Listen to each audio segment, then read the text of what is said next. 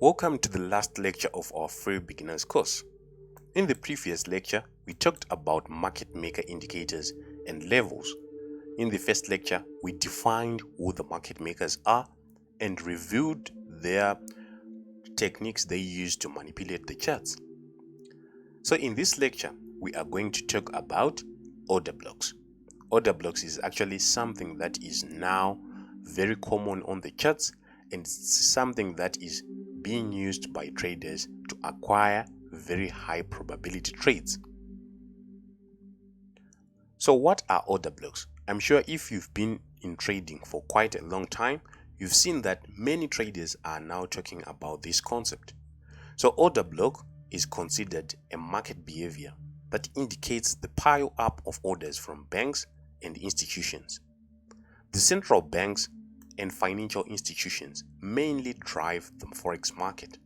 So as we defined in the first lecture, that the market makers involve the central banks and large financial institutions. These are the people behind the movement of the markets. So the market tends to make a sharp move on either side once the order block is completed, right? What we mean is, if the market reaches an order block like this one, it will actually make a sharp rise away from that order block. So the key behind order blocks is that it includes what the giant institutions are doing. So how do order blocks arise on the charts? Market makers or large financial institutions need to trade wisely, otherwise they can also lose money to retail traders.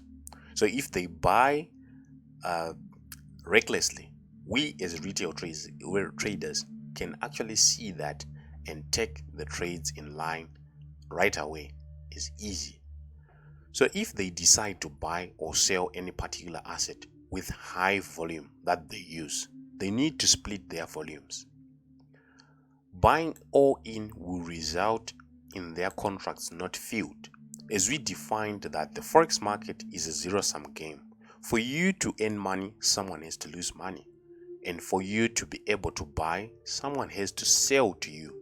So if they do that with an amount, if actually they buy with an amount that is not corresponding to the sellers, it will result in their contracts left unfilled and will result in sharp spikes of price that can allow retail traders to enter the market. So this will affect negatively on their profit. To avoid this, they will split their positions. Say they want to ultimately buy 100k, 100,000 portion of Euro US, they can split it into two by 50k portions.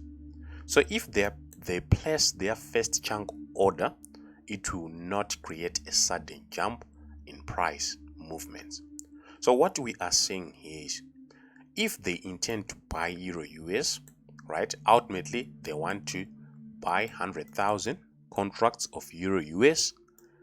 If they go all in within the market, we've said their contracts, some of their contracts will not be filled, since there will be not enough sellers for those contracts. So they need to split, say, into two, whereby they will have a 50k portion and another 50k portion. So if they place their first chunk, it will create a rise, but which is not sharp and obvious to everyone who is in the market. So let's say they put 50k here, the market will rise. Then they wait for more orders. If they do this, usually the market will actually accumulate orders as it will be going up. After having sufficient orders that can fill their ultimate goal of 100k, they participate in what we call cyclic trading. So cyclic trading is basically a way whereby Bank A buys and Bank B sells, right? Like this. This is an effect, this actually affects on our market is an up-down move. So if they perform a cyclic trading, they actually can return the price back to their initial point and then ultimately put in their second chunk of orders such that the market will leave off. So here's just an illustration of what will be happening. As you can see, the market is actually in an uptrend. Market maker A, or a banker from Dutch bank or any big bank, wishes to buy into this asset. At this point, he places his first chunk and the market goes up as a resultant of him participating in the market. After reaching this point, he now needs the market to come back since he has a goal to actually have double the first chunk that he has issued. Then in this case, another bank sells to actually drive back the market to this first zone.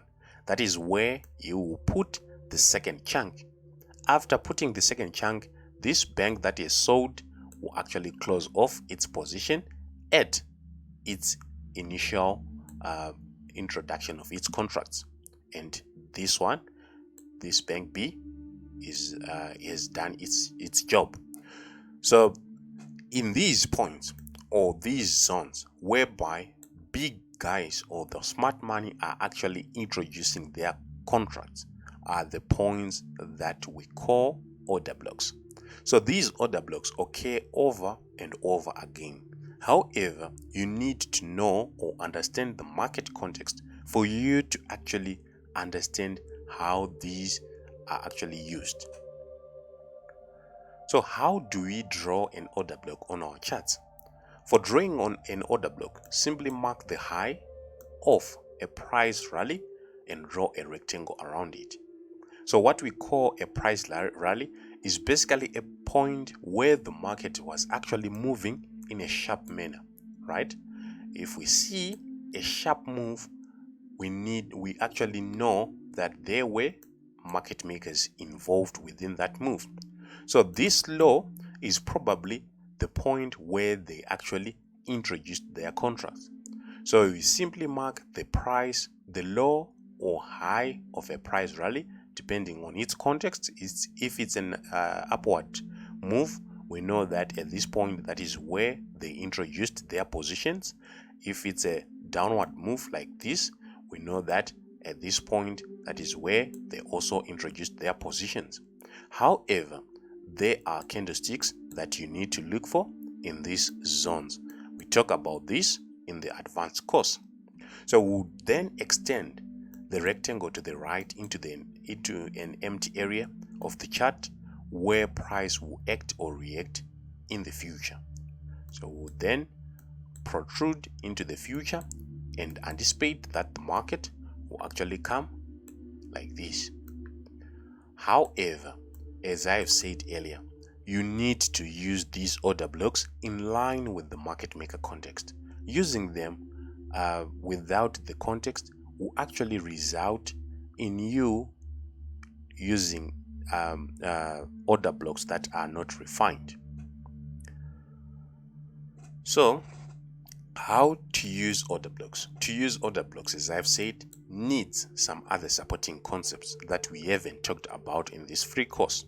Fortunately, you can acquire this in our advanced course, and as I've said, our advanced course is going for $85, and you can pay that through cryptocurrencies, Western Union, MoneyGram, Zelle, TransferWise, and several methods are available.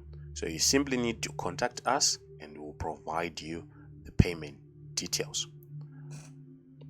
On that note, we have come to the end of our free course, and to get the full institutional market maker method course, please contact us for payment details. And thank you so much. I've been with you since the start. See you on the other side where we'll be talking about the advanced concepts.